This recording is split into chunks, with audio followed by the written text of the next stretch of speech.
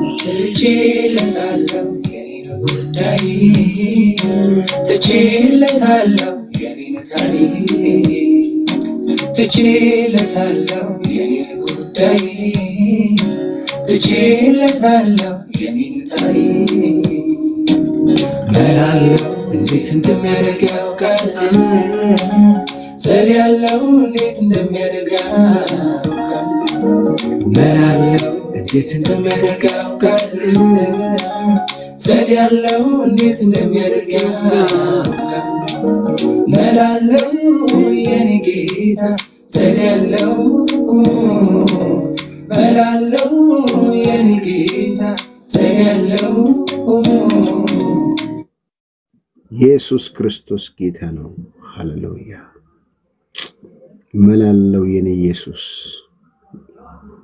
ዘር ያለው የኔ ጌታ ስም ይባረክ ሰላም ለእናንተ ይሁን የተባረካችሁ ቅዱሳን እንዴት ናችሁ የእግዚአብሔርን ቃል እንድንሰማ ይሄን ጊዜን የሰጠን አምላካችንና አባታችን እግዚአብሔር የተባረከ ይሁን እንግዲህ ዘምረናል አምልከናልና ከቅዱሳን ወገኖቻችን ጋር ዛሬ ይዤላችሁ የመጣሁት መልእክት ትላንትም በቃል መረባችንን እንጣል ሚል ነው ዛሬ ደግሞ ይዤላችሁ የመጣሁት መልእክት በመዝሙር 66 ከ8 እስከ 12 ባለው መልእክት ውስጥ በዚህ ክፍል ውስጥ ነው የማካፍላችሁ ቃል የኋለኛው በረከት ይበልጣል የሚል ቃል ነው ነግራችሁ የኋለኛው በረከት ይበልጣል ከፊተኛው ይልቅ የኋለኛው ይበልጣል የምንጠብቀው ይበልጣል ለዚህ ነው ጳውሎስ ለሁለተኛ ቆሮንቶስ ላይ ሲናገር አሁን ከሚታየው ነገር ይልቅ የሚወጣው ያላየነው የምንጠብቀው ተስፋ የምናደርገው ነገር እንደሚበልጥ ይነግረናል እና ይሄንን ለምንድነው ሰው እግዚአብሔርን ሲጠብቅ መጽሐፍ ቅዱሳችን እንደሚያስተምረን በእምነት መጠበቅ እንዳለበት ይናገራል በተለይ እንደዚህ ይላል ስለዚህ አንታክተም ነገር ግን የውጭው ሰውነታችን ቢጠፋ እንኳን በየውስጠኛው ሰውነታችን ለተለት ይታደሳል የማይታየውን እንጂ የሚታየውን ባንመለከት ቀላል የሆነው የጊዜው መከራችን የክብር እና የዘላለም ብዛት ከሁሉ መጠን ይልቅ ያደርግልናል የሚታየው የጊዜው ነው የማይታየው ግን የዘላለም ነው ይላል ስለዚህ የኋለኛው በረከት ይበልጣል በሚል ነው ይላችሁ የመጣሁት መልእክት የኋለኛው እግዚአብሔር ዛሬ ለምንድነው የኋለኛው ብትሉ ከነገር ጅማሬ ይልቅ ይላል መክብብ ምዕራፍ 7 ፍጻሜው ይበልጣል ይላል ፍጻሜው ብዙ ሰው የሚታየው ነገር ላይ ብቻ ነው ፎከስ የሚያደርገው እግዚአብሔር ግን ለእናንተ ያሰባትና ያሰባት ነገር የተሻለ ነውና ምን ይላል የነገር ፍጻሜ ከመጀመሪያው ይሻላል ይላል መክብብ 7 ቁጥር 8 ላይ የነገር ፍጻሜ ነገሩ ሲያልቅ የሚሆነው ነገር ፍጻሜው ይበልጣል አሁን ስላልሆነ የለም አትበሉ አሁን ስላልሆነ አይሆንም አትበሉ አሁን ስላልሆነ እኔ እንጃልኝ ዘንድሮ አትበሉ የሚበልጠው የተሻለው የምትጠብቁት ነገር ነው ከፊተኛው ይልቅ ከመጀመሪያው ይልቅ የኋለኛው በረከት ይበልጣል እንደ መልእክተኛ ሆኜ ልነግራችሁ እንግዲህ ከትላንት ጀምሮ እንደ መልእክተኛ ነው የምነግራችሁ እናንተ ያልሰማችሁትን ያልደረሳችሁበትን እግዚአብሔር በመንፈስ ቅዱስ አድሮ በኔ ውስጥ አስቀምጦ ያስታወሳችሁ ያለው እንድትረጋጉ ራሳችሁን እንድትጠብቁ በማለት ነው እንደዚህ ይላል መዝሙር 66 ቁጥር 8 እስከ 12 ላይ ያለውን በደንብ አዳምጡኝ እንዴት እዚህ ቦታ ላይ የሚገርም ቃል ነግራችኋለሁ ይህን ከመንገሬ በፊት አጭር ጸሎት እንጸልያለን በዘላለም ዙፋን ላይ ከፍ ብለ የተቀመጥክ የሰራዊት ጌታ እግዚአብሔር በጌታ በኢየሱስ ክርስቶስ ስም እኔና ወገኖቼ እንደተለመደው የእግዚአብሔርን ቃል እንድንሰማ በፊት እንደ ማርያም ጊዜያችንን ሰዓታችንን ሰውተን በፊት አለን እኔም ደግሞ ማልጠቅመው ባሪያ ይሄን የከበረውን ቃል በመንፈስ የተጻፈውን የሰው ፍቃድ ያለውን የመለኮት ድምጽ የሆነውን ቃል በወገኖቼ ላይ እንድናገር እድልና አቅም ስለሰጣኝ ስም ይባረክ አሁንም ደግሞ በዚህ መልእክት ውስጥ ከመጀመሪያው ይልቅ የኋለኛው በረከት ተስፋ በማድረግ የሚጠብቅ ትውልድ እግዚአብሔርን የሚታገስ ትውልድ እግዚአብሔር አምላክ ይህንን ቃል እንዲጠቅመው ልባቸው እንድታዘጋጅ በኢየሱስ ክርስቶስ ስም እጸልያለሁ ጌታዊ ቀሪ ጊዜ ሰዓቱን ባርክልን። ሁሉ ላንተ ክብር ይሁን።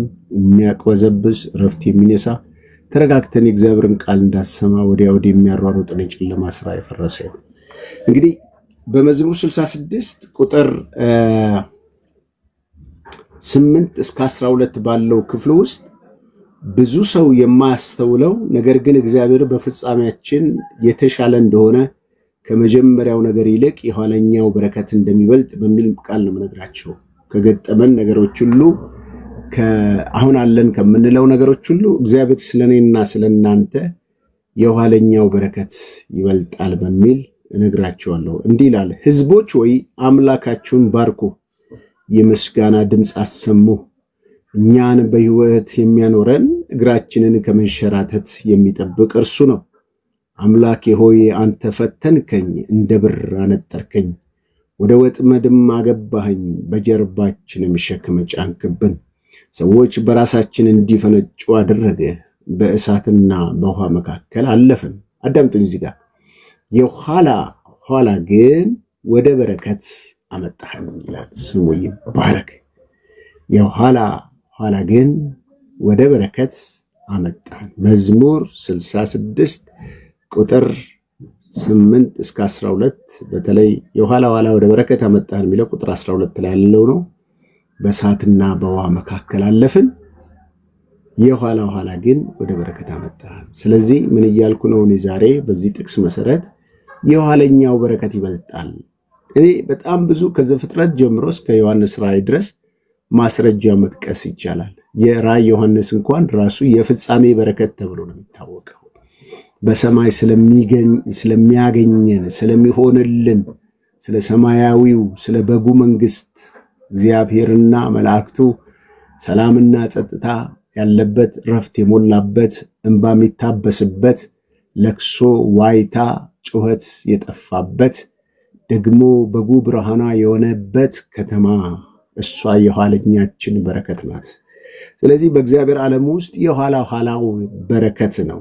እግዚአብሔር ለሚወዱት እንደ ሐሳቡ ለተጠሩት ነገር ሁሉ ለበጎ ይደረግላቸዋል ይላል እና በተለይ ለበጎ ሁሉን ነገር አያይዞ ሲቀይረው ለበረከት ያደርግላቸዋል። እግዚአብሔር እንደ ሐሳቡ ለተጠሩት በፍቃዱ በዳግም ልደት አግኝተው ልጆቹ ለሆኑት ለቅዱሳኑ ሁሉ እግዚአብሔር ነገሮችን የመጣባቸው መከራ የገጠማቸውን ችግር ወደ በረከት ኮንቨርት ያደርገዋል፣ ይቀይረዋል። ወንድሞቼ እህቶቼ፣ በተለይ ሰቆቃ ኤርምያስ እግዚአብሔር የሰው ልጅን ከልቡ አያስጨንቅም፣ ቢያስጨንቅም እንኳን ይራራል ይላል። ስሙ ይባረክ። አያችሁ፣ ሰይጣን በሞት ጀምሮ በሞት ነው የሚጨርሰው። የኔ ጌታ ግን እነሆ ቢሰብረን እንኳን እሱ ይጠግናል፣ ቢያሳዝነን እንኳን እሱ ያጽናናናል። ዛሬ በብዙ መከራ ውስጥ ያላችሁ ሰዎች መጨረሻችሁ ማየት ላቃታችሁ መልእክት አለኝ። የነገራችሁ ፍጻሜ ከጅማሬው የበለጠ ነው። ሃሌሉያ። መንፈስ ቅዱስ የገጠማችሁ ነገር ፍጻሜያችሁን አይነግራችሁም፣ ውሸቱን ነው። ለእናንተ እግዚአብሔር ያሰባትን ሐሳብ ሲናገር በተለይ መጽሐፍ ቅዱሳችን በኤርምያስ 29 ቁጥር 11 ላይ ሲናገር በጣም የሚገርም ቃል ይናገራል። በደንብ አዳምጡኝ። ዛሬ ልባችሁ ለወረደባችሁ ተስፋ ለቆረጣችሁ በሙሉ እንደዚህ ይላል እግዚአብሔር፣ እንዲህ ይላል 70 ዓመት የባቢሎን ቆይታ በተፈጸመ ጊዜ ጎበኛቸዋለሁ። አዳምጡኝ፣ ጎበኛቸዋለሁ። ለእናንተ የገባሁትን መልካሚቱን ቃሌን እፈጽምላችኋለሁ። ለእናንተ ያለኝን ዕቅድን ያውቃለሁ ይላል እግዚአብሔር።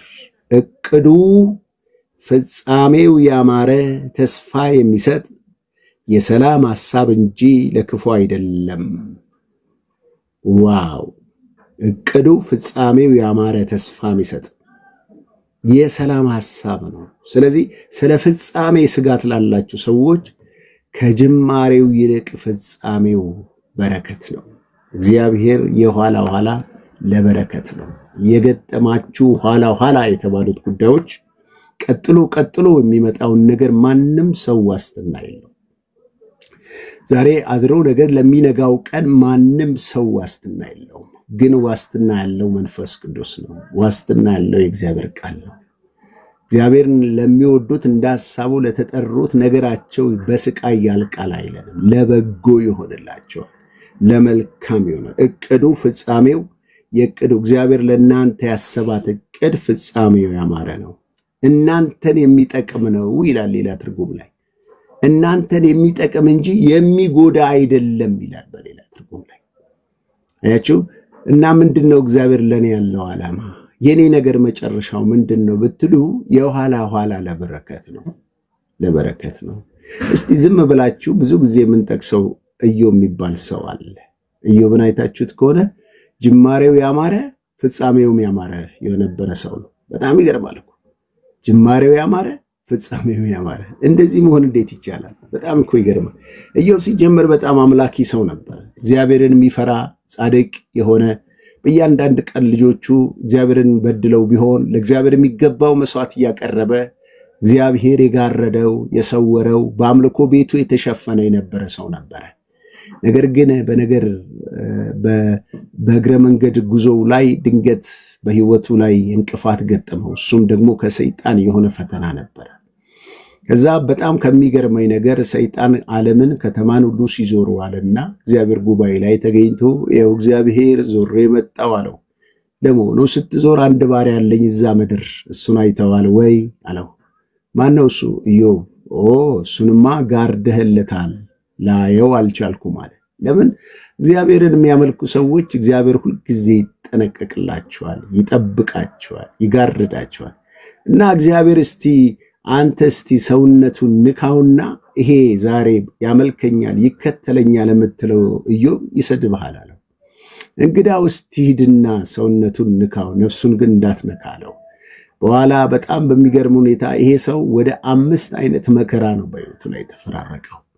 መቼስ ኢዮብን ያየ ሰው ስለ አሁን እኔ የምሰብከውን ስብከት አሜን ብሎ የሚቀበል አይመስልም። ኢዮብ አብዚኛ ጉባኤ ውስጥ ቢኖር የኋላ ለበረከት ነው ብንል ኢዮብ ራሱ ተፈትኖ ነበር።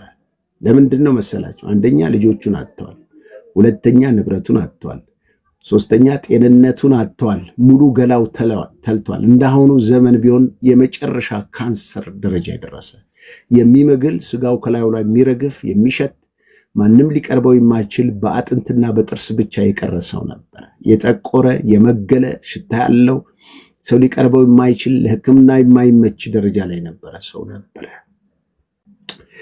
ሌላው ደግሞ አራተኛ ያጣው የገዛ ሚስቱን ነው፣ ልጆቹን። ምክንያቱም ልጆቹን አጥቷል። ቀጥሎ ሚስቱ ደግሞ እንደዚህ ሆነ ሸተህ ገምተህ ደግሞ በጣም በሚያስጠላ ሁኔታ ላይ ከሆንክ ስደበውና ሞት ይሻልሃል አለችው። አንቺ ሴት ከሰነፎ ሴቶች እንዳንዱ ተናገርሽ። ምን አላት?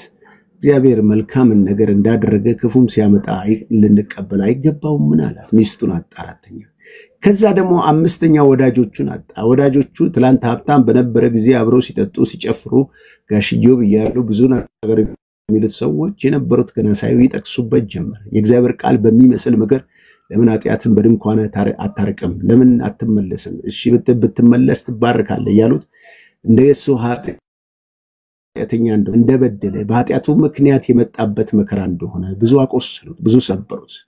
እሱ ግን እንደዚህ ያለ እነሆ ስጋዬን በጥርሴ ነክሼ ይዛለሁ፣ ቢገለኝስ እንኳን እርሱን ጠብቃለሁ አለ። አየዋለሁ፣ የሚቤዠኝን አየዋለሁ፣ አሁን ግን አይደለም፣ አዲስ አካል ለብሳለሁ አለ። አያችሁ፣ ስለ ፍጻሜው መመልከት ሲጀምር አሁን ያየው ገላ ላይ ትንቢት ተናገረ። ይህ አካሌ ይቁርበት አዲስ ተለውጦ አዲስ አካል ለብሳለሁ፣ አየዋለሁ፣ አንድ ቀን ይቤዠኛል፣ የሚቤዠኝ ከዚህ መከራ ያድነኛል አላቸውና መለሰላቸው። እንደምታውቁት ኢዮብ 42 ላይ እንግዲህ እግዚአብሔር በመጣ ሁሉን ታደርግ ዘንድ ቻይ እንደሆንኩ አወቅሁ ብሎ እጅ ከሰጠ በኋላ እግዚአብሔር ተገለጠለት። በኋላ እንደዚህ አላቸው፣ እናንተ የኢዮብ ወንድሞች በቅንነትና በትክክል ባልተረዳችሁት መንፈስ ባሪያዬን ተናግራችኋልና እሱም አይጸልይላችሁ ከሆነ ምሕረት አላደርግላችሁም አላቸው። መጥተው እግሩ ላይ ወደቁ። ኢዮብም ሙሉ ጤንነቱ ተመለሰ፣ እንደገና አገባ፣ ልጆች ወለደ። በጣም ከሚገርመኝ ኢዮብ 42 ላይ ሄዳችሁ ብታነቡ በምድር ላይ ካሉ ሴቶች መካከል እንደ ኢዮብ አይነት ቆንጆ ሴቶች የሉም ነበር ይላል።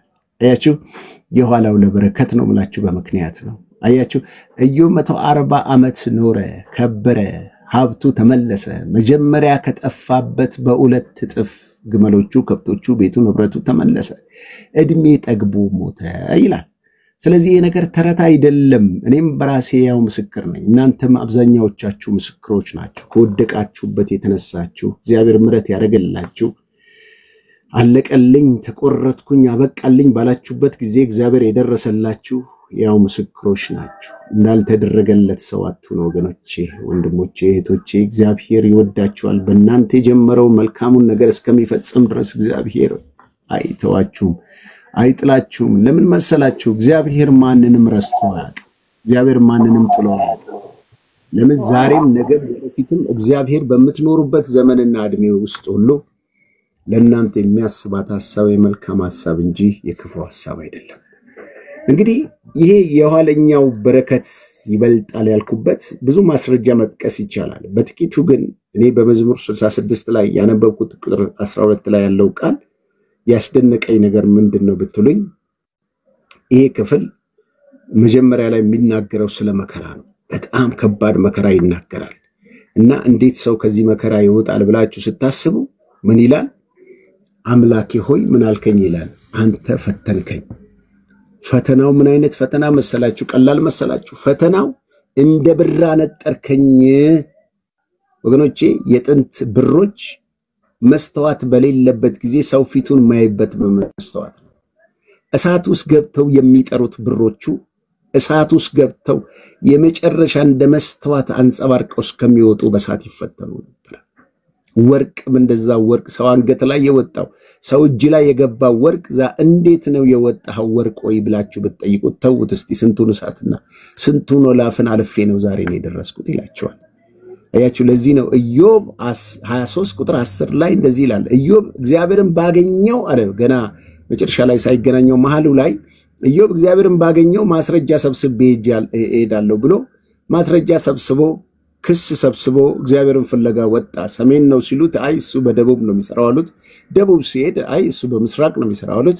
በምስራቅ ሲሄድ እሱ በምዕራብ ነው እና ቢፈልገው ሊያገኘው አልቻለም። አያችሁ፣ እግዚአብሔር እናንተ መስራት ሲጀምር ብታጉረመርሙ፣ ብታለቅሱ፣ ቸርችን ብትተው፣ ተመልሳችሁ ብትመጡ እግዚአብሔር የጀመረውን ሳይጨርስ አይለቃችሁም። ስለዚህ የጀመረውን ይጨርሳት ፍቀዱለት እና ፈተን በኋላ ምን አለ ኢዮብ 23:10 ላይ ከፈተነኝ በኋላ አካይደን ከሱ ጋር አረጋለሁ አለ። ከፈተነኝ በኋላ እንደ ወርቅ ወጣለሁ አለ። አያችሁ፣ ሙግት ነበረው፣ እውነት ነው። ክርክር ነበረው፣ እውነት ነው። ማስረጃ ጠቅሷል፣ እውነት ነው። እንደ ሰው እግዚአብሔር ቢኖር ጠይቀዋለሁ ብሎ ያለው ነገር እውነት ነው። ግን በክርክርና በጭቅጭቅ መንፈስ እግዚአብሔርን ማግኘት አይቻልም። በሚገርማችሁ ነገር እግዚአብሔር የጀመረውን እስከሚጨርስ ድረስ ማንም ሊሟገተው አይችልም። በጣም ከሚያሳዝኑኝ የእግዚአብሔር አገልጋዮች ኢዮብ ብቻ አይደለም፣ ኤርምያስ 12:1 ጀምራችሁ ብታነቡ ኤርምያስም ክርክር ነበረበት። እግዚአብሔርን ብከሰው በፍርድ ቤት አለ ብሟገተው እሱ እንደሆነ ጻድቅ ሆኖ ይወጣል። ጻድቅ ሆኖ ይወጣል። እንዴት አድርጌ እግዚአብሔር ጉዳይን አለ ኤርምያስ 12 ላይ እግዚአብሔር ሆይ ጉዳይን በፊት ሳቀርብ አንተ ጻድቅ መሆንን እያወቅኩ ነው ይላል። እያችሁ ብከስ ፍርድ ቤት ባቆመ አንተ እንደሆነ ጻድቅ ነህ። የክፎችን መንገድ ለምን ይሰምራል? የከዳተኞች ኑሮ ለምን ይሳካል? አያችሁ፣ አንዱ የሚከሳው ነገር እኛ ጌታ ጌታ እያልን እንደምንለው እኛ ለጌታ አድረን ዋጋ እየከፈልን በጽድቅ እየኖርን ነው። ይሄ ነገር ኃጢአት ነው እያለን እግዚአብሔርን እየፈራን ክፉዎች መንገዳቸው ለምን ይሰምራል? ከዳተኞች እግዚአብሔር የሚክዱ ሰዎች ለምን ይሳካላቸው? አንተ ተከልካቸው፣ ስር ይሰዳሉ፣ አድገው ፍሬ አፍርተዋል። ሁልጊዜ አንተ በአፋቸው ላይ አለ። ምን አይነት ሰዎች? ጌታ ምስክሬ ነው እያሉ የሚሰርቁ ሰዎች፣ የሚያጭበረብሩ ሰዎች፣ ዝሙት የሚሰሩ ሰዎች፣ ሌቦች፣ በጌታ ስም፣ በነብይ ስም፣ በአገልጋይ ስም የእግዚአብሔርን ቤተክርስቲያን የእግዚአብሔርን ሕዝብ የሚያጎሳቁሉ ሰዎች ታላቅ ይባላሉ። ጌታ የሚለው ቃል ካፋቸው አይወጣም። ኤርምያስ ያስቆጣው ይሄ ነው። ነገር ግን እግዚአብሔር ሆይ አንተ እኔን ታውቀኛለህ፣ ታየኛለህ፣ እኔን ታውቀኛለህ፣ ከእናቴ ማኅፀን ጀምሮ መርጬሃለሁ፣ ቃሌን ባፍላ አኑሬያለሁ፣ ነብይ አድርጌያለሁ ያልከኝ አንተ ነህ። እነዛ እንደፈለጉ ሲሆን እኔ ቃሉን ስናገር ተነስተው ይመቱኛል፣ ይደበድቡኛል፣ ያስሩኛል። በጽድቅ ስኖር ዋጋ ከፍላለሁ ማለት ነው። ቅድም አንድ እህት ስትጠይቀኝ ነበረ ውጪ የነበረችት በጣም በጸለይኩ ጊዜ በጣም በተጋው ጊዜ ውጊያው ይበዛብኛል አለች። እውነትሽን ነው የኔት ውጊያ ይበዛል። የሚያጭበረብሩ ሰዎች እንደ ልባቸው የሚሆኑ ሰዎች ግን ሰላም ናቸው። አያችሁ እነሱ ሰላም ናቸው። እነኚህ እግዚአብሔርን የሚወዱ ሰዎች እግዚአብሔርን የሚፈሩ ሰዎች ደግሞ ዋጋ ይከፍላሉ። ይገርማል እና ስለ አንተ ያለኝን ሐሳብ ትመረምራለህ።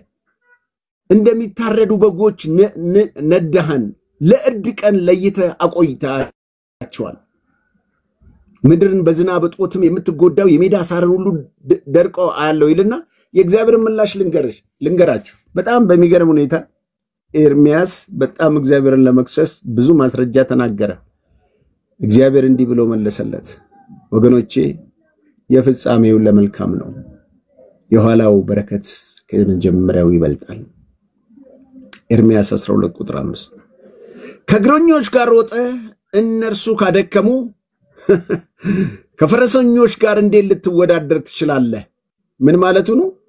አንተ እግረኛ ያደከመ ፈረሰኛ እንዴት ትችል አትችለኝም ያለው ነው በቀጥታ አማርኛ። ቀላሉ ነገር ፌንት ካስነቀለ ቀላሉ ነገር እንዲካነጫነጨ እንዴት እኔን ታግለ ማሸነፍ ትችላለህ ማለቱ ነው። በሰላም ሀገር ከተሰናከለ በዮርዳኖስ ደን ውስጥ እንዴት ልትሆን ነው አለው።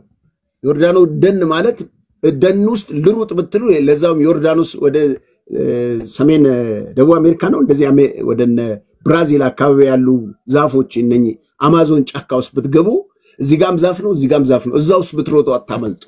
አንዴ ስትሄዱ ያኛው ይገጫቸዋል። በሰላም ሀገር ከተሰናከልክ አሁን ባለበት ሁኔታ ከተሰናከልክ እንደ ዮርዳኖስ ዛፍ እየመጣ ሚገጩክ ጋር እንዴት ልትኖር ነው? በሌላ ቋንቋ ፈረሰኛው በእግረኛ ከደከምክ ፈረሰኛውን እንዴት ትችላለህ? በሰላም ሀገር ከተሰናከልክ በሰላም ምድር ማለት ምንድነው? አውላላ ሜዳ ላይ ስትሮጥ ከደከመ ጫካ በሞላበት ውስጥ እንዴት መሮጥ ትችላለህ? ምን ማለት ነው? ከኔ ጋር ታግለ ማሸነፍ አትችልም ነው። ረፍ ገርማልኩ ረፍ። ስለዚህ ወንድሞቼ ከፊተኛው ይልቅ የኋለኛው በረከት ይበልጣል። መዝሙር 66 ቁጥር 12። ስለዚህ ይሄ እግዚአብሔር ቃል ይሄን ሲል የመጀመሪያው ምንድነው ብያቸዋለሁ። ይሄ ሰው የመጀመሪያው ምንድነው ብትሉ መከራ ነው። መከራችን ሁላችንም እንደመልካችን ልዩ ልዩ ነው ወገኖች። እኔ ጋር ያለው መከራ እናንተ ጋር አይደለም። ምናልባት የኔም መከራ በነገራችሁ ትቀልዳለህ እንዴ ልትሉኝ ሁሉ ትችላላችሁ። ስለዚህ ነው ዳዊት አምላኬ ሆይ ፈተንከኝ፣ እንደምን አነጠርከኝ? እንደ ብር አነጠርከኝ። ይሄ የኋላ ወደ በረከት የሚያመጣቸው ሰዎች እነማን ናቸው? በመከራ ውስጥ እንደ ብር የሚነጥሩ ሰዎች፣ መከራው በጣም እያንገላታቸው ያሉ ሰዎች ማለት ነው። ቀጥሎ እንደዚህ ይላል፣ ወደ ወጥመድ አገባኸኝ፣ በጀርባችን ላይ ሸክም ጫንክብን ይላል። በተለይ እነኚህ አደረክብኝ የሚለው ነገር ከምን አንጻር ነው? አንዳንዴ ፈተና በራሳችን የምናመጣውና በሰይጣን የሚመጣል። መከራ እግዚአብሔር ሕይወታችንን ሊሰራ ሊያበጀው ሲፈልግ ወደ ሕይወታችን የሚያመጣቸው ማለት መከራን የሚፈቅድበት ሰዓት አለ እና ምንድነው የሚለው? ወደ ወጥመድ አገባኸኝ፣ በጀርባችን ላይ ሸክም ጫንክብን ይላል። ከሁሉም ደግሞ የሚገርመው ይሄ ሁሉ መከራ ውስጥ ነው ያሉት ሰዎች በራሳችን ላይ እንዲፈነጩ አደረገ። ትንሽ ትልቁ በመከራ ወቅት ውስጥ የሚናገራቸው ሰዎች እንዴት ያሳምማሉ መሰላችሁ? በጣም ነው የሚያሳምሙት። በቁስላችሁ ላይ እንጨት እንደመስደድ እንደማለት ነው። በቁስላችሁ ላይ ሚጥሚጣ እንደመጨመር ማለት ነው። እንዲያላግጡብን ልክ ኢዮብ ላይ እንዳላገጡት ማለት ነው። ሰዎች በራሳችን ላይ እንዲፈነጩብን አደረግ። አያችሁ ሲፈነጩባችሁ ሲቀልዱ አሁን አንቺ አገልጋይ ነኝ ማለትሽ ነው አሁን አንቺ ጴንጤ ነኝ ማለትሽ ነው አንቺ አሁን ተባረክ ማለትሽ ነው አንቺ እንደዚህ ወይ ቀልደኛ እየተባላችሁ የምትመቱት መት ጸልያችሁ መልሳችሁ ትዝይላችኋል ሐና ትጸልያለች ፍናና ኮንፈረንስ ታረግባታለች እቤት ስትገባ ታሽሟጥጣታለች የወለደችውን ልጇን አጠገባ ያሳየቻት እንቁልልጭ አይነት ነገር ትላታለች ደሞ በዛ ላይ ታበሳጫት ነበር ግን እሷን ስታበሳጭ ወረድ ብላችሁ ብትሄድ እግዚአብሔር የሐናን ማህፀን ዘግቶት ነበር ይላል እግዚአብሔር ዘግቶት የሚያበሳጩትን አፍ ቢዝላት ምን አለበት እንደፈለጋቸው ቢናገር ደግሞ በጣም የዚች ፍናና የምትባል ሴት አደገኝነቷ ምንድነው እቤት ውስጥ ነው አንዱ የመጀመሪያው እሷ አታክም ታረጋት ደግሞ ሌላ ጊዜ እስቲ ይሁን ብላ ጸሎት ስለምታበዛ በጣም የጸሎት ሴት ስለሆነቻና የዘጋው እግዚአብሔር ስለሆነ እግዚአብሔር ራሱ እንዲከፍት ትጮህ ነበር አሁንም ደግሞ ወደ ቤተ መቅደስ ስትሄድም ታበሳጫት ነበር ይላል ተመልከቱ እኔ እኮ አንዳንድ ጊዜ እግዚአብሔር ዘግቶ ሲሰራ ግራ ይገባል ሰው ካልገባው መከራው ከባድ ነው እቺ ሴት እቤት ስትቀመጥ መከራ ቸርችም ስትሄድ መከራ ደግሞ ቸርች ዛለው ፓስተር ምን ይላታል አንቺ ሴት ሰካራም ነሽ ይላታል ማንንም ተነስቶ አላገጠባት አፍይዘባት እሷ ግን እባካችሁ ነው የሰከርኩ ሰው አይደለም ልብ ያዘነብኝ ሰው ነው ጥያቄ ትውልድ ነው ጥያቄ እንጀራ አይደለም ጥያቄ እንደፈናና ልጆች አንድ ቀንም ስማቸው ማይታወቅ የሚገርማችሁ የፈናና ልጆች አንዳቸው መጽሐፍ ቅዱስ ላይ የሉ ያና ልጅ ነው ከዳን እስከ ቤርሳቤ ዝናው የወጣ እነ ሳኦልን እነ ዳዊትን የቀባ ታበሳጫት የሰዎች ማላገጫ አረከን ዘክቶ ማለት ነው እግዚአብሔር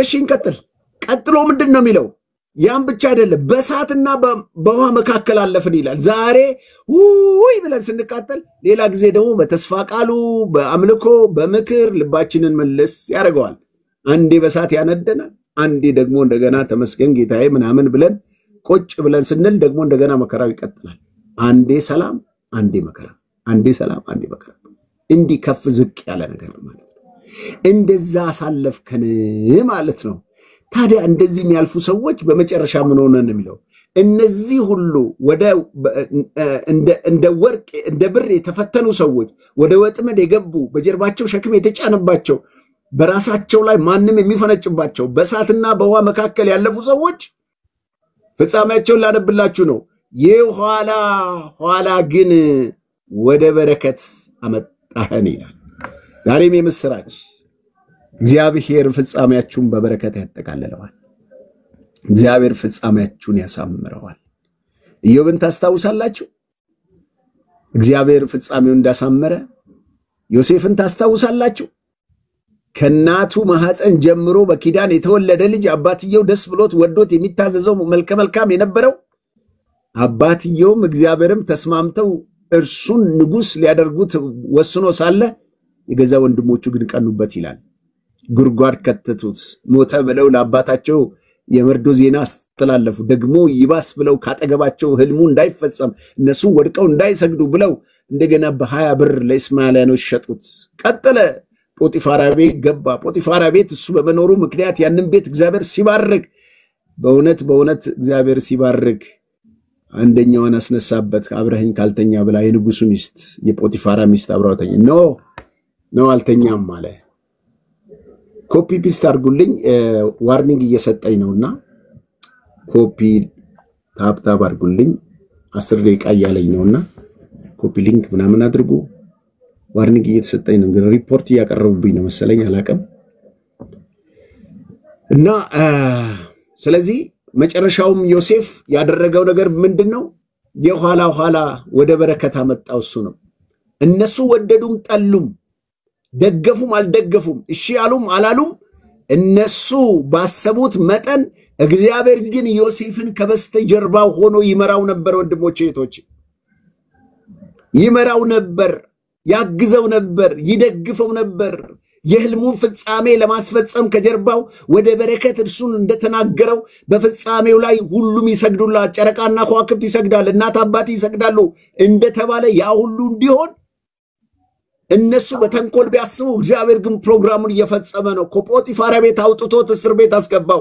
መዝሙር 105 ወይ 107 ላይ ምን ይላል? ዮሴፍ የእግዚአብሔር ቃል እስከሚመጣ ድረስ ቃሉ ፈተነው ይላል። ያ የተነገረው ቃል ይፈትነው እንጂ ዮሴፍ በመጨረሻ በዛ በእስር ቤት ያለ ያ የተነገረው ያ የተባለው ነገር ያ እግዚአብሔር በልጅነቱ ያሳየው ያ ይሰግዱላል የተባሉት እነዛ የሸጡት እነዛ ያሳደዱ ከአባቱ ጉያ ከእናቱ ጉያ ያባረሩት እነኛ ወንድሞቹ መተው እስከሚሰግዱ ሄዶ ፈርዖን ቤት ገባ። ትንቢቱ ፍጻሜው እነሆ አገኘ። እግዚአብሔር በመጨረሻ ንጉሥ አደረገው።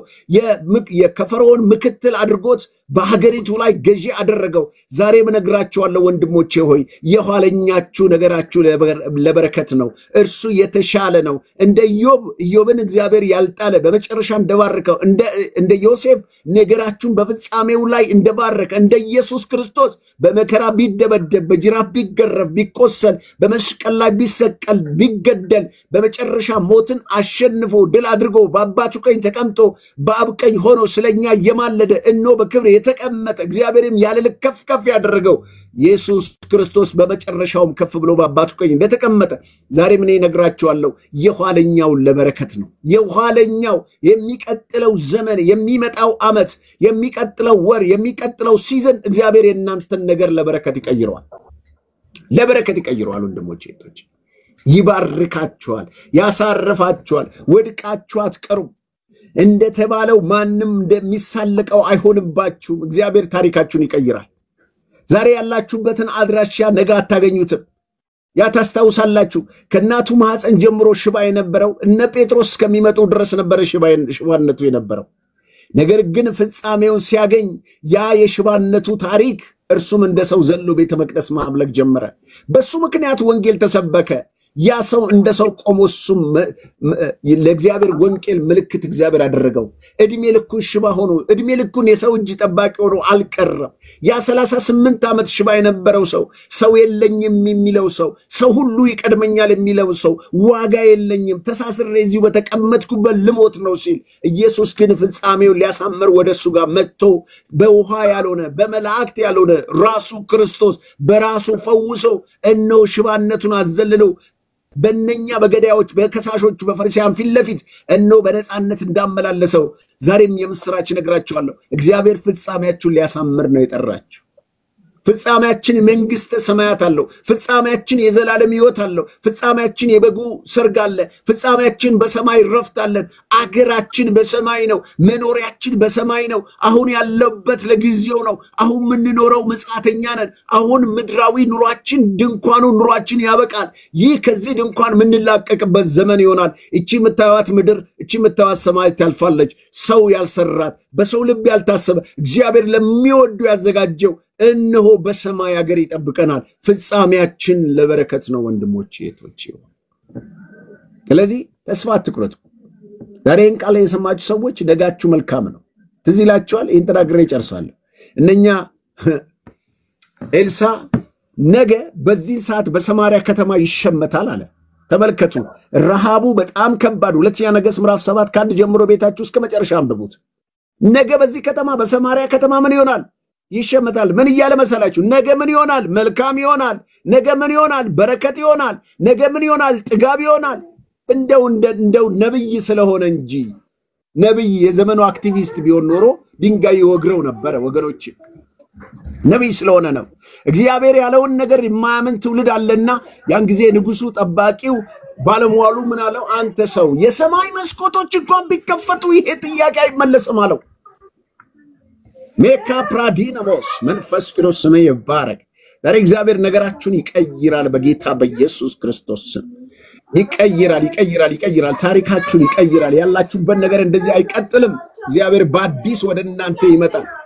እግዚአብሔር በአዲስ ወደ ህይወታችሁ ይመጣል። አያችሁ፣ ያ ሰው እንደዛ በተባለበት በተናቀበት ምድር ነብዩ ይሄ ሰው ያሟል እንደ በተባለበት ምድር ላይ አህያ ጭንቅላት በሚበላበት የዶሮ ኩስ በሚበላበት ወገኖቼ ትንቢት ነብይ ከሆነ እንደዚህ ነው መተንበይ።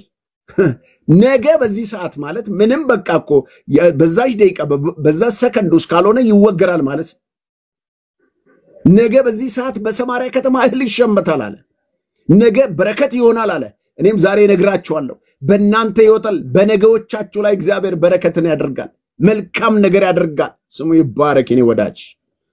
እንደተናገረው እግዚአብሔር አምላክ እነሱ ባልጠበቁበት መንገድ ነጋቸውን ሊቀይር፣ ነጋቸውን ሊባርክ፣ የነጋችሁን ከነገ ወዲያችሁን የሚቀጥለው ወርን የሚቀጥለው ዓመትን ታሪካችሁን ሊቀይር እግዚአብሔር ስለናንተ ይንቀሳቀሳል። መምጫው መንገድ አይሁድም እስራኤላኖችም ንጉሱም ነገስታትም አልጠበቁም። በአራት ለምጻሞች ጉዳያቸውን ፈጸመው እግዚአብሔር። ወይ ጉድ! እስራኤልና በለምጻሞች መካከል ከፍተኛ ክፍተት አለ። እነሱ ከማህበረሰቡ የተገለሉ ናቸው። ከሰፈሩ ውጪ ደጅ የተጣሉ ሰዎች ናቸው። ከህብረተሰቡ ጋር አልተቀየጡም፣ አልተቀላቀሉም። ነገር ግን እግዚአብሔር ኤልሳ የተናገረውን ትንቢት ለማስፈጸም አራቱን ለምጻሞች ተጠቀመ። እግዚአብሔር ማኪነቶስ ያንቺን ነገር ያንተን ነገር ለመቀየር በየት እንደሚመጣ አታውቅም። እግዚአብሔር ነገ በረከት ይሆናል፣ ነገ መልካም ይሆናል። አዋጅ አዋጅ! ነገ በረከት ይሆናል። ንገሩት። ቤታችሁ ላይ ጮክ ብላችሁ ተናገሩ። የምትነዱ መኪና ውስጥ ሁሉ ጮክ ብላችሁ ተናገሩ። የምትሄዱ መንገድ ላይ ካላችሁ ጮክ ብላችሁ ነገ መልካም ይሆናል እያላችሁ አውጁ። እግዚአብሔር ነገርን ይቀይራል። ዛሬ ቃል ሰምቻለሁ፣ በቃሉ ስማ። በኢየሱስ ክርስቶስ ስም ነገ መልካም ይሆናል እያላችሁ አውጁ። እኔ አይደለሁም የእግዚአብሔር ቃል የሚለውን እላለሁ። ከዛም በኋላ ምን ሆነ? የሚገርማችሁ እነኛ አራቱ ለምጻሞች እንደዚህ ያለ እግዚአብሔር የቁርጠኝነት መንፈስ ውስጣቸው አስገባ። ምን የሚል እኛ እዚህ ብንኖርም እንሞታለን፣ ብንሄድም እንሞታለን፣ ስለዚህ በልተን ብንሞት ይሻላል አሉና ያቺ ኤልሳ የተናገራት ነገ የምትባለው ቃል ትንቢቱን ፉልፊል እንዲያደርግ ፍጻሜ እንዲያገኝ ወደ ጠላቶቻቸው መንደር መራመድ ጀመሩ። እነኛ በረሃብ የጠወለጉ የደከሙ ከሰው ተራ የወጡ አራቱ ለምጻሞች ግን እግዚአብሔር ኮቴያቸውን የፈረስ ኮቴ ያደረገው፣ ጠላቶቻቸውን ከህዝቡ በረከት ላይ የሚያባረር ኮቴ ያደረገው። ከዛ እግዚአብሔር አምላክ እነዛ ወደ መንደሩ ሲደርሱ ለሚዲያም እግዚአብሔር እንዲህ ሲል ተረጎሙላቸው። እነሆ እስራኤላውያኖች ግብፃውያንን ቀጥረው መጥተውብናልና እናብልጥ፣ ነፍሳችንን እናድን እያሉ ይሮጡ ጀመር። እግዚአብሔር ዛሬ ጠላትን ከበረከቱ ላይ ያባርራል። ኢየሱስ ስም ይባረክ የኔ ወዳጅ። በእውነት እግዚአብሔር ታማኝ አምላክ ነው። በጣም ስሙ ይባረክ። እንደተናገረው የኔ ወዳጅ እነኛ ለምጻሞች ሲሄዱ ጠላቶቻቸው እየፈረጠጡ ሄዱ። ከተማውን ለቀው ሄዱ። የሚበሉትን ሙኩቱን ሁሉ ጥለው ሄዱ። ከዛ ሲያዩ እነሱ ጦር መሳሪያ የላቸው፣ ምንም ነገር የላቸው። ራሳቸው ረሃብ አጠውልጓቸዋል። የኋለኛው በረከት ይሻላል ይበልጣል ብላችሁ ለዚህ እኮ ነው እኔ ምን እንደታየኝ በእውነት ልንገራችሁ። እግዚአብሔር ሲባርካችሁ ዛሬ ቃሉን በሰሙት ሁሉ ላይ መንፈስ ወረደባቸው ይላል ዮሐንስ ሐዋርያ ሥራ ምዕራፍ 4:32 ላይ። ዛሬ ይሄ መንፈስ የበረከት መንፈስ ይወርድባቸዋል። ይሄ በረከት ያገኛቸዋል። ፋይናንሳችሁን ይባርካል፣ አካውንታችሁን ይባርካል፣ ቤተሰባችሁን ይባርካል፣ ቢዝነሳችሁን ይባርካል፣ አገልግሎታችሁን ይባርካል፣ ፍጻሜያችሁን የሚያሳምር እነሆ የእግዚአብሔር መንፈስ አሁን ወደ እናንተ ይመጣል። ነጋችሁን መልካም ሊያደርግ ይመጣል። የኔ ኢየሱስ ይመጣል። መጣ የኔ ጌታ ስሙ ይባረክ። እነኛ አራቱ ለምጻሞች ሄደው ሲያዩ ጥጋብ በጥጋብ ምግብ በምግብ መጀመሪያ በሉ። ከበሉ በኋላ እንደዚህ ያለ እኛ ወገኖቻችን፣ እነሱ እኮ ተጥለዋል፣ እነሱ እኮ ረስቷቸዋል ወገኖች። አይ እግዚአብሔር ቋንቋ ሲቀየር እኛ ዛሬ መልካም አላደረገም። ወገኖቻችን እዛ ተርበው እያሉ ይህን ነገር የማንናገር ከሆነ ወንጀል ይሆንብናል። ስለዚህ ምን እናድርግ? የምስራች እንበላቸው በጌታ በኢየሱስ ስም። እኔ ዛሬ የምስራች እላቸዋለሁ። መንፈስ ቅዱስ ስም ይባረክ። በጣም እምነት ሞልቶኝ ለማውራቸው የምስራች እንበላቸው። ጥጋብ ሆነዋል። ነብዩ የተናገረው ትንቢት ተፈጸመ። በኋላ ምን አለ ንጉሱ? የእስራኤል ንጉስ እነኚህ ሰዎች ጠላቶቻችን እንደ ተራብን አይተው መቸገራችን አይተው ትንቢት ረስተውታል። አይተው እኛን ሊፈትኑን ነውና እስቲ አንድ የተወሰነ ፈረስ ላክና ቼክ ያድርጉ አለ። ይኸውልህ ቼክ አድርጉ፣ ከፈለጋችሁ ያላችሁትን ነገር በእነኚህ ወራት ቼክ አድርጉ። እውነቴን ነው የምላችሁ፣ እግዚአብሔር ነገራችሁ ተባርኮ ታገኙታላችሁ። በድፍረት ነው የምናገረው። አውቀዋለሁ። አይኔ ኢየሱስ ያለምንም ያኖር አምላክ እንደሆነ አውቀዋለሁ። እነሱ በፈረስና በፈረሰኛቸው ይታመናሉ፣ እኛ ግን በአምላካችን ስም ከፍ ከፍ ከፍ እንላለን። ያድናል ኢየሱስ። ከፍታ የናንተ ይሆናል ወንድሞች። ሲያዩ እውነት ነው እንዳለ ከተማው በሙሉ ግልብጥ ብሎ ከነንጉሱ ኤልሳ የተናገረው የትንቢት ቃል ፍጻሜ አገኘ። ነገ በሰማርያ ከተማ እህል ይሸመታል ብሎ የተናገረው ትንቢት ተፈጸመ። ሕዝብ ሁሉ በላ ጠገበ። በጣም ያሳዝነው ጸሐፊውም ለምን ይሄን ሰውዬ እንደጨመረው አላቅም። ያ ግን የሰማይ መስኮቶች ይከፈታል ብሎ የተናገረው ሰውዬ ተረጋግጦ ሞተ። የእግዚአብሔር ሰው እንደተናገረው ተፈጸመ ይላል። እናንተም ስለኔ ተመሰክራላችሁ። እግዚአብሔር ነጋችሁን ጌታ መልካም ያደርጋል። የኋላ ለበረከት ይሆናል።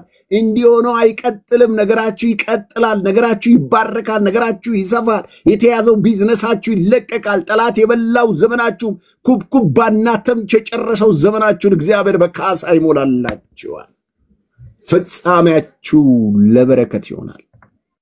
ስለዚህ ከነገር መጀመሪያ ይልቅ መጨረሻው የተሻለ ይሆናል ይላል። እነኛም ሰዎች በሉ፣ ነገ መልካም ሆነ። ዛሬ እምላችኋለሁ ከነገራችሁ ጅማሬ ይልቅ የመጨረሻችሁ የኋላ ኋላ ለበረከት ይሆንላችኋል። ትዝ ይላችኋል፣ ይህን ተናግሬ ጨርሳለሁ። ትዝ ይላችኋል ጌታ ኢየሱስ ክርስቶስ ቃና ገሊላ ላይ ሲመጣ አንዳንዴ አንድ መርህ ልንገራችሁ፣ ጆሮ ያለ ይስማ። እግዚአብሔር በሰው ቅራሪ ክብሩን አይገልጥም። በተባበሩ መንግስታት ክብሩን አይገልጥም። ብቻውን ታምር የሚያደርግ የእስራኤል አምላክ ይባረክ ይላል መጽሐፍ ቅዱስ። ጌታ ኢየሱስ ክርስቶስ ያለበት ጉባኤ ውስጥ እጥረት የሚባል ነገር ገባ፣ ውርደት የሚባል ገባ፣ መሳለቅ የሚባል ገባ። ያ የሰርጉን ዮሐንስ ወንጌል ምዕራፍ 2 ከ1 እስከ 11 ማግኘት ይቻላል። ያ ደጋሱ ሰው ክብሩን ሊያሳይ ሰው ሲደግስ ደጋሹ ነው የሚከበረው፣ ከዛ ሙሽራው ነው የሚከበረው። እነሱ ሊከባበሩ ሊሞጋገሱ ሲል ጌታ ኢየሱስ ክርስቶስና ደቀ መዛሙርቱ እዛ ሰርግ ቤት ውስጥ ነበሩ። ክብር ለሚገባው ክብር መስጠት ሲገባቸው ራሳቸው በራሳቸው ክብር ሊያደርጉ ሲል የተማመኑበት ያከብረናል ያሉት የወይን ጠጅ ያለቀባቸው። ወንድሞቼና እህቶቼ ዛሬ በእናንተ ጉልበት የምትመኩበት የሰበሰባችሁ ሳንቲም እጃችሁ ሳይጠፋ የምስራችን ልንገራችሁ፣ ከያዛችሁት ነገር ይልቅ ሊመጣ ያለው ነገር ይበልጣል። ከያዛችሁት ነገር ከተማመናችሁበት ቅራሪና ጠጅ ይልቅ እግዚአብሔር ልጅ ኢየሱስ የሚጠምቀው ወይን ጠጅ ይበልጣል። የሱ ይበልጣል። የሱ መልካም ነው። እሱ ፍጻሜው ነው። እሱ ሆናስኪ ፕራዲያኖሳ ያቺ ሳምራዊቷን ሴት እኮ አንተ ከአባታችን ከያዕቆብ ትበልጣለህ አለችው። እንደዚህ አላት፣ እንግዲህ ቁርጥሽን ወጊው፣ ያዕቆብ ነው አብትጠጪ ተመልሰሽ ትጠሚያለሽ፣ ደግሞ ተመልሰሽም ታገቢያለሽ ትፈቻለሽ አላት። እኔ የምሰጥሽ ውሃ ግን ከያዕቆብ ቢበልጥበት ለዘላለም አትጠሚም። ስለ እንግዳው ስጠኝ እኔ ጠጥቼ ስንት ሰው ቀይሬያለሁ፣ አሁን ማረፍ ነው የምፈልገው፣ በላ እንግዲህ አሳርፈኝ አለችው። እንጠጥታ አረፈች። አያችሁ፣ እሷ ከያዕቆብ ይልቅ የሚበልጠውን የህይወት ምንጭ ውሃ እነሆ ኢየሱስ አጠጣት። ዛሬም እነግራችኋለሁ፣ በመከራ ጉሽ እየሰከራችሁ ሰዎች፣ በብዙ መከራ ለምትንገላቱ ሰዎች መልእክት አለኝ። ከነገር ጅማሬ ይልቅ ፍጻሜያችሁ የተሻለ ነው። አሁን ከገጠማችሁ መከራ ይልቅ ሊገለጥላችሁ ያለው ክብር የበለጠ ነው። አሁን ካሉበት በረከት ከምትሉት ነገር እግዚአብሔር ይዞላችሁ የሚመጣው በረከት፣ የኋለኛው በረከት እሱ የተሻለ ነው። እሱ የበለጠ ነው። በሱ ተማመኑ፣ እሱን ተደገፉ፣ እሱን ያዙት፣ በሱ ላይ ሙጭጭ በሉ። ኢየሱስ ክርስቶስም ያንን የወይን ጠጅ እስከሚያልቅ ጸጥ አለ።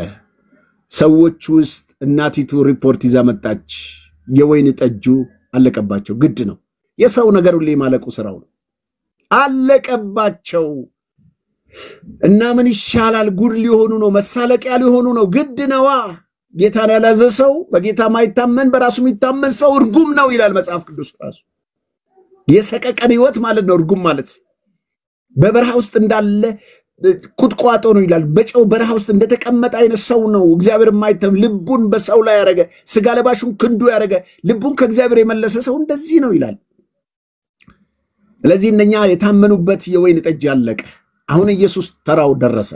የነሱ አለቀ፣ ቅራሪያቸው አለቀ፣ ትምክታቸው አለቀ፣ እችላለሁ የሚሉት ነገር አለቀ። ገና ህዝቡ አልተዳረሰ። መሳለቂያ ሊሆን ነው፣ መሰደቢያ ሊሆን ነው፣ ሰርጉ መተቻ ምሳሌ ሊሆን ነው። ይሄ ሰው የማይችለውን ድግስ ደግሶ እንዲሁ ሳያጠጣን ሳያበላን ሜዳ ላይ መለሰን ሊባል ነው። እዛ ጉባኤ ውስጥ ግን ኢየሱስ አለ። እዚህ ቤትም ኢየሱስ አለ። እናንተ ቤትም ኢየሱስ አለ።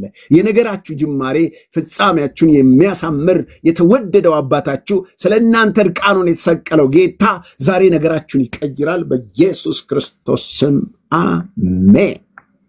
አሁንም በመጨረሻ ነገራቸውን ቀየረው ወገኖች፣ አሳመረላቸው። ውሃውን ወደ ወይን ጠጅ ቀየረ፣ አስደነቃቸው። እንደዚህ ያሉ ይሄን ብዬ ጨረስኩ። ምን አሉ? አንተ ሰው ከሰከረ በኋላ ጉሽ ነው የሚሰጠው የማይረባ ነገር። አንተ ደግሞ ሰው ከጠገበ በኋላ መልካሙን ከወዴት አቆየኸው አሉት። አንተ አያችሁ፣ የኋለኛው ይበልጣል ብላችሁ እሱ ነው። መልካሙ ከኋላ ነው ያለው፣ የተሻለው ከኋላ ነው ያለው። የሚመጣው ዘመን ውስጥ ነው ያለው፣ የሚመጣው ቀን ውስጥ ነው ያለው፣ የሚመጣው ወር ውስጥ ነው ያለው። መልካም ነገር አለ። እንደ እብድ አወራለሁ እኔ በኢየሱስ ስም። በመልካምነት እግዚአብሔር ያሳርፋቸዋል፣ ይባርካቸዋል።